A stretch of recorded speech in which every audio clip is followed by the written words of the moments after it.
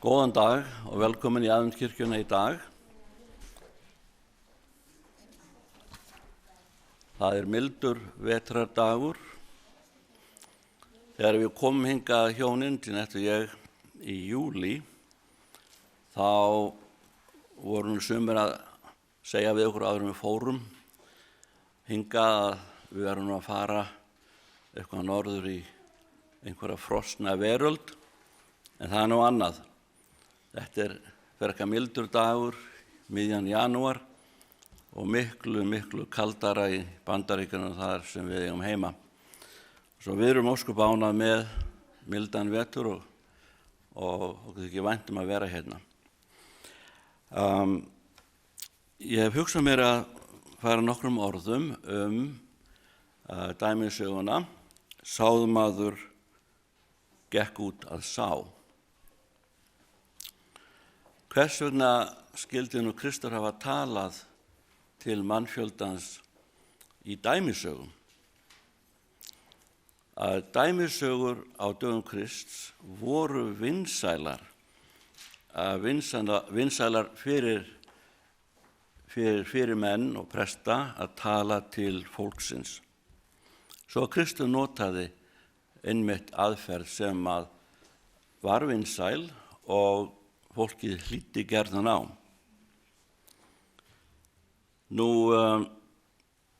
Sáðmaður gekk út að sá. Hver er sáðmaðurinn? Sáðmaðurinn er Kristur sjálfur. Og hverju var hann að sá? Hvað voru þessi fræ? Fræin, eins og Kristur sjálfur útskýrir, er orðið, Guðs orð eða sannleikurinn. Þetta er það sama í biblíulegum skilningi. Orðið er sannleikur. Í bæn sinni í Jóhannesar Guðspjalli 17. kaflanum þá segir Kristur í bæn sinni til föðurins: helga þá í sannleikanum, þitt orð er sannleikur. Kristur var að segja þessa dæmisögu sem svar við því sem að leiðtogar gyðinganna voru að vænta. Hvers voru þeir að vænta? Jú, Ísraels menn voru undirokaðir á þessum tíma. Þeir voru undir yfirráðum Rómverja og gyðingar sem töldu sig vera Guðs þjóð, og þeir voru útvalin þjóð. Þeir áttu mjög erfitt með að þola þetta, að þeir, Guðs þjóð, væri undirokuð undir Rómverjum. Þeir hötuðu Rómverja og þeir biðu eftir að Messías kæmi.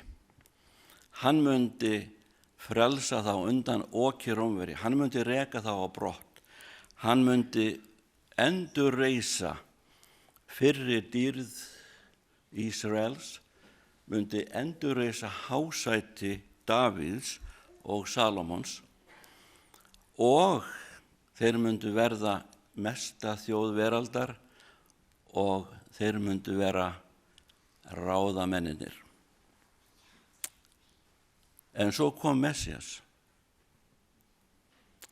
og þeir þekktu hann ekki. Þeir tóku ekki við honum. Af hverju? Af því að boðskapur hans var allt annars eðlis. Hver var boðskapur Guðs? Hvað var Kristur að segja með dæmisögunni sáðmanninn sem gekk út að sá? Jú, Kristur var að stofna Guðs ríkið. Hann var að stofna ríki náðarinnar. Og hvað er ríki náðarinnar? Það er að gróður setja í hjarta mannsins hið innra með manninum, meginreglur himinsins. Hann kom til þess að sá fræjum í jarðveg hjarta mannsins.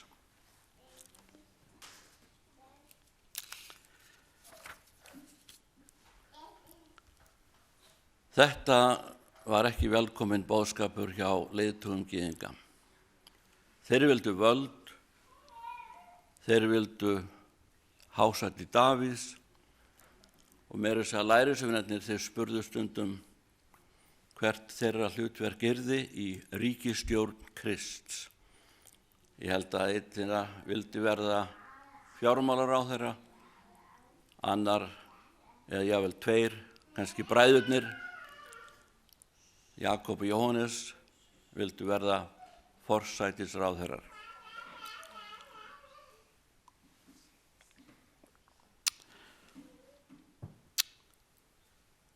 En Kristur talaði við lærisveinana í 3,5 ár. Hann reyndi að koma þessum boðskap til skila. Ríki Guðs er ríki náðarinnar. Ríki réttlætis, kærleika, friðar. Ekki eins og ríki mannanna. Reyndar var það Pílatus sem spurði Krist hvort hann væri konungur. Jú, Kristur neitaði því ekki. En hann sagði við Pílatus, ríki mitt er ekki af þessum heimi. Væri það svo, þá myndi hann hafa her og hann myndi ekki vera fangi Pílatusar. Hann myndi ekki vera á valdi leiðtoga gyðingana. Hann myndi ekki láta krossfesta sig.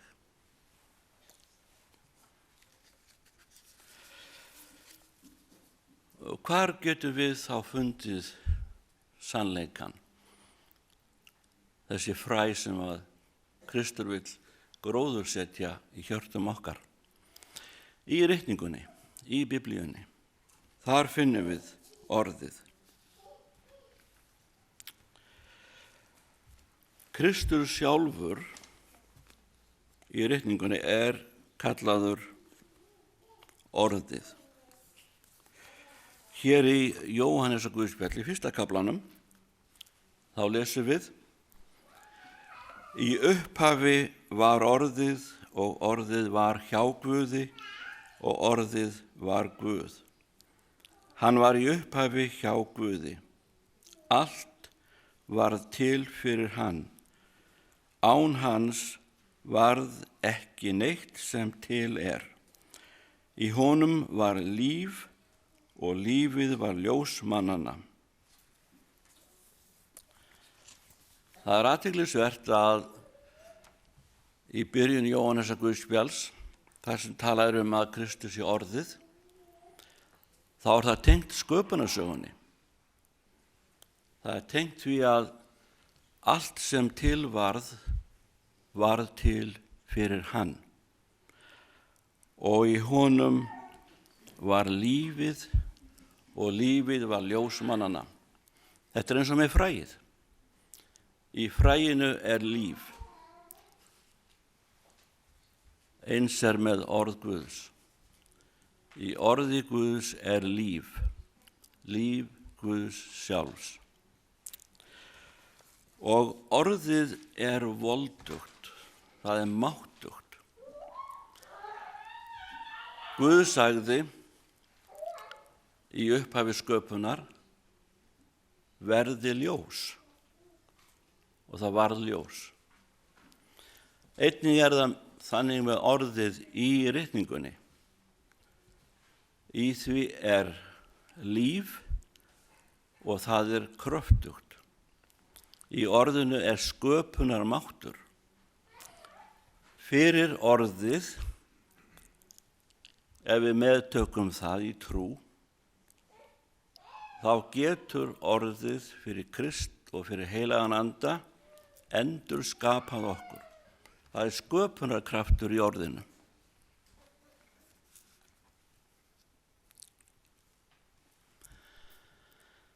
Dæmis hann talar að bera ávöxt.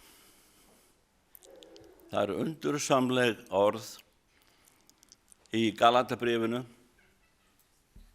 þar sem upp talið hver ávöxtur andans kærleiki, gleði, friður, langlindi, gæska, góðvild, trúmennska, hógværð, bindindi. Reyndar í öðrum þýðingum ekki notað orðið bindindi, heldur sjálfstjórn. Og í nýjustu þýðingu íslensku biblíunar þar orðið sjálfsagi notaður. Hver myndi ekki vilja þennan ávöxt í lífi sínum?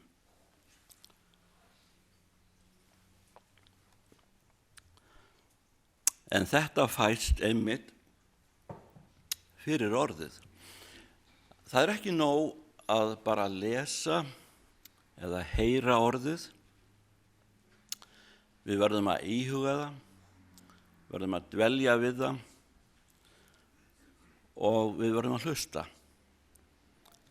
Því að Guð gefur okkur orðið, en með orðinu gefur hann sinn heilaga anda til þess að við getum skilið það sem við erum að lesa, það sem við heyrum.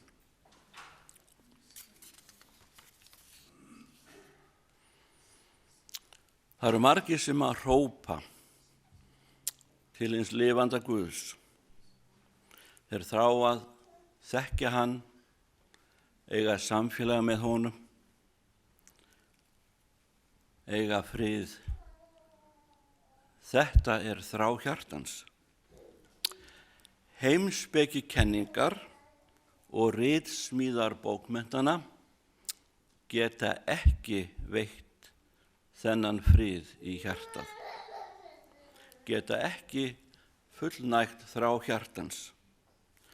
Fullyrðingar og tilgátur mannanna í þessum efnum eru gagnslausar. Hlustum heldur á hann sem lífið, sem getur endurskapað og endurlífgað okkur til eilífs lífs. Það ekkert mikilvægara í lífinu en að þekkja Guð.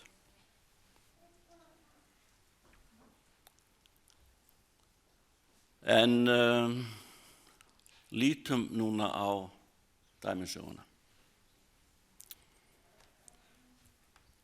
Sáðmaðurinn, hann sá sami. Fræin þau sömu. En jarðvegurinn, hann breytilegur.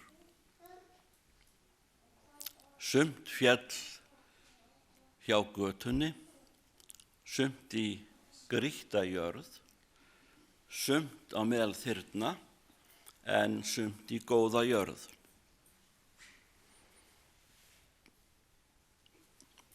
Í götuna eða hjá götunni. Hvílíkur jarðvegur, og jarðvegurinn táknar hjarta mannsins. Gatan hörð. Og af hverju hún hörð? Hún hörð vegna umferðar. Það mikil umferð sem gerir götuna harða. Og hvaða umferð við að tala um? Umferð heimsins, þess sem heimurinn hefur upp á að bjóða. Skemmtanir, nautnir, sællífi, að hugsa meira sjálfan sig en aðra. Allt sem andstætt hreinleika og fegurð kristinna gilda. Við getum sagt andstætt ávexti andans. Sumt fjall í grýtta jörð. Hvað táknar það? Eins og að lesi hér áðan, Það sem sáð var í grýtta jörð, það merkir þá sem taka orðinu með fögnuði, leið og þeir heyra það, en hafa svo enga rótfestu. Þeir eru kvikulir og þegar þrenging verður síðan eða ofsókn vegna orðsins, þá bregðast þeir. Grýtt jörð.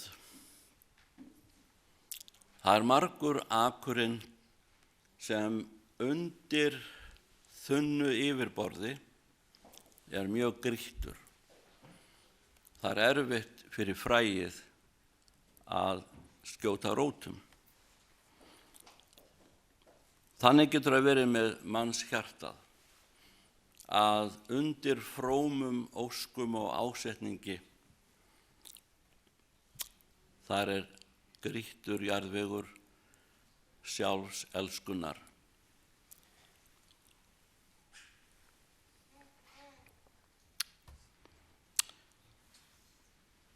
Þeir hafa ekki kannski séð syndina í réttu ljósi,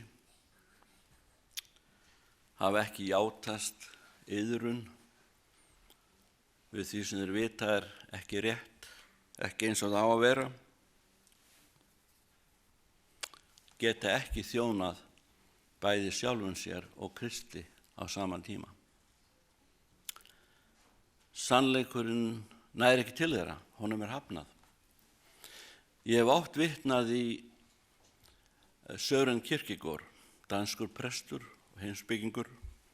Margir álíta hans í einn af upphafsmönnum existentialismans eða tilveru kenningarinnar.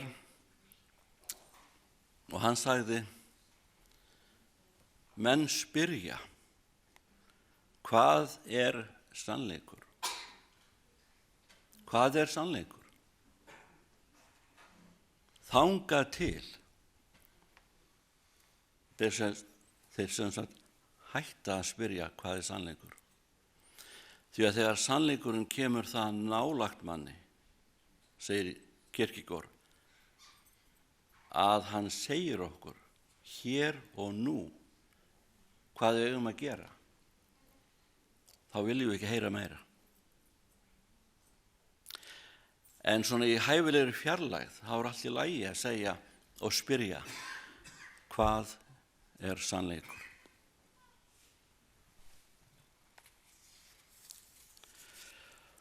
Sumt féll í eða meðal þyrna og aftur segir Kristur, öðru var sáð meðal þyrna. Það merkir þá sem heyra orðið en áhyggjur heimsins, tál auðæfanna og aðrar gerndir koma til og kefja orðið, svo það ber engan ávöxt. Margir verða svo uppteknir af veraldarvafstri að þeir finna engan tíma til bænahalds, engan tíma til þess að lesa og íhuga Biblíuna, engan tíma til þess að leita Guðs og þjóna honum. Í stað þess að líta á auðæfin sem talentu, Guði til dýrðar og mannkyni til blessunar, þá líta margir á auðæfin eingöngu til eigin listisemda. En sem betur fer, þá eru margir efnaðir auðugir sem láta blessun af því hljóta, eru mjög óeigingjarnir og gjafmildir. Það er blessun. Hvernig undirbúum við jarðveginn? Það er ekkert gefið að við séum föst í einhverjum jarðvegi. Það er ekkert gefið að hjarta okkar sé hörð gatan. Það er ekkert endilegt að hjarta okkar sé grýttur jarðvegur eða á meðal þyrna. Fyrir Guðs náð þá getum við breytt. Við getum orðið góð jörð, en það er kraftaverk Guðs í hjörtum okkar. Þeir sem taka við orðinu af einlægni og góðu hjarta, eða eins og segir í fyrra Þessalóníkubréfinu, öðrum kaflanum á 13. versinu, ekki sem manna orði, heldur sem Guðs orði, eins og það í sannleika er. Ef við tökum þannig við Guðs orði, þá mun það hafa þessi tilætluðu áhrif sem að sálmaðurinn vill svo gjarnan sá. Hann vill svo gjarnan sjá að hjarta okkar tekur við orðinu sem Guðs orði og Guð mun sjá vöxtinn.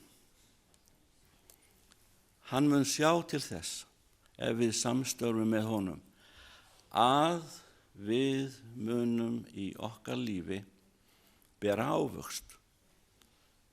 60-faldan, jável 30-faldan, 60-faldan, 100-faldan, Guði til dýrðar og öðrum til blessunar.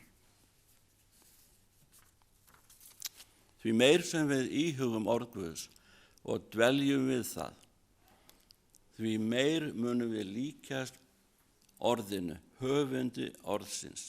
Við munum líkjast Kristi og bera ávöxt Guði til dýrðar og meðbræðrum og meðsystrum okkar til blessunar. Mér langar til að lesa hér aðeins í lokin yndisleg orð.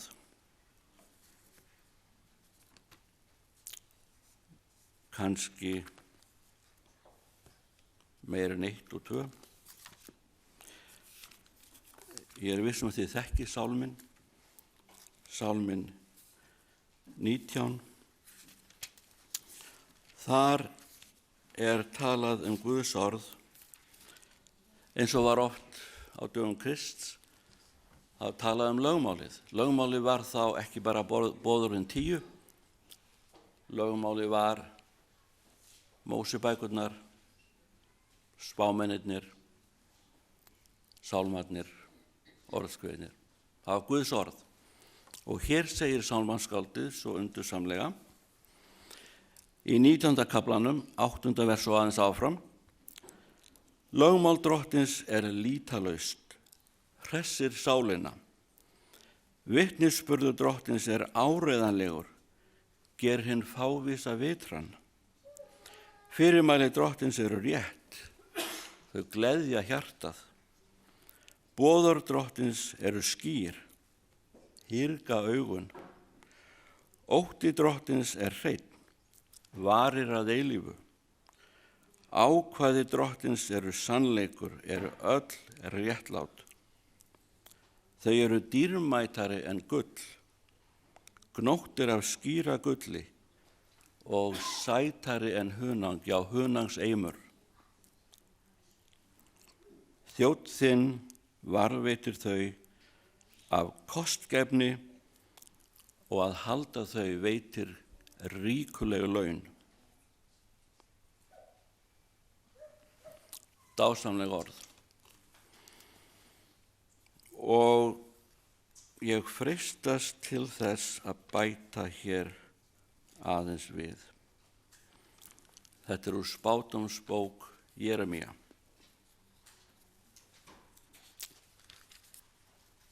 Og 29. kaflanum.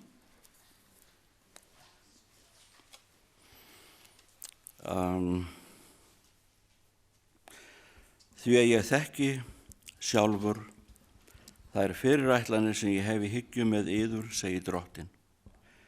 Fyrirætlanir til heilla en ekki til óhamingju, að veita yður vonaríka framtíð. Þegar þér ákallið mig og komið og biðjið til mín, mun ég bænheyra yður. Ef þér leitið mín, munuð þér finna mig. Þegar þér leitið mín af öllu hjarta, læt ég yður finna mig, segir drottinn. Það er bæn mín að þetta megi verða okkar hlutskipti og reynsla að fyrir orð Guðs í ritningunni þá fáum við að þekkja hinn eina sanna Guð og þann sem hann sendi, Jesúm Krist. Amen.